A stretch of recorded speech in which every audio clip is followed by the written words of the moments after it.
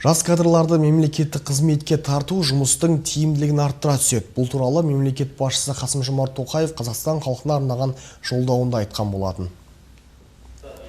Алаға буын мен жастар арасындағы сабақтастық мемлекеттік қызметті жаңа сатыға көтермек. Осындай ұстаныммен облыс бойынша мемлекеттік қызмет істері департаменті студенттермен кездесу өткізді. Жиынға қатысушылар ашық пікір алмасып, жас мемлекеттік қызметшілердің дәрісін тыңдады. Әсіресе мемлекеттік және жергілікті басқару мамандығында оқитын шәкірттерді қызықтырған сауалдар көп болды. Бұл ретте президент жанындағы мемлекеттік басқару академиясының түлегі Алмасбек Исмаханов өз ойымен бөлісті.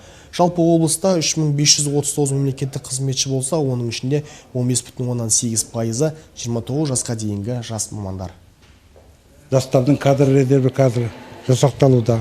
Енді келешекте осы жастарды мемлекетке қызметке тарту үшін олармен сөйлесіп, олармен түсіндіру жұмыстарын жүргізу бізде міндетіміз.